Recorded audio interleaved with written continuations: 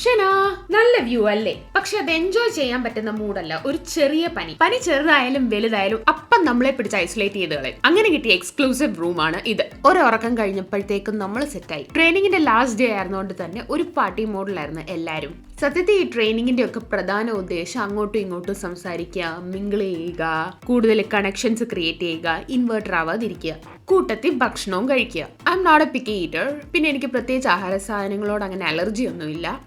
ഇത് കാരണമുള്ള പ്രശ്നം എന്താന്ന് വെച്ചാൽ, എന്ന് ഞാൻ നാട് കടന്നു അന്ന് തൊട്ട് എന്റെ വയറ്റിലേക്ക് എന്താ പോകുന്നതെന്ന് എന്റെ മസ്തിഷ്കത്തിന് യാതൊരു അറിവുമില്ല. എന്ത് കിട്ടിയാലും തിന്നുന്ന പകുതി സാധനങ്ങളുടെയും പേരും അറിയത്തില്ല. ഇനി അങ്ങനെ വേണ്ട, ഇനി എല്ലാം കഴിക്കുന്നത് മൈൻഡ്ഫുൾ ആയിരിക്കണം, ഞാൻ എന്താ കഴിക്കുന്നതെന്ന് എനിക്ക് അറിയണം എന്നുള്ള രീതിയിൽ ഞാൻ ആ മെനു എല്ലാം എഴുതിയെടുത്തു. സോ ഞാൻ കഴിച്ച starter tuna tartare, pineapple salsa, chilli oil, horse radish. For main course mood പോയി, കംപ്ലീറ്റ് മൂഡും പോയി. ഹോഴ്സ് റാഡിഷ്, കുതിരയെന്നൊക്കെ. ഇതിലും ഭേദം ഞാൻ കഴിക്കുന്ന എന്താണെന്ന് ഞാൻ അറിയാതിരിക്കുന്നതാ. കഫ് സിറപ്പ് ആയിരുന്നു ഉദ്ദേശിച്ചത്. കഫ് സിറപ്പ് കിട്ടിയില്ല. പിന്നെ കിട്ടിയത് വെച്ച് അഡ്ജസ്റ്റ് ചെയ്തു. കണ്ടോ, യുദ്ധം കഴിഞ്ഞൊരു യുദ്ധഭൂമി.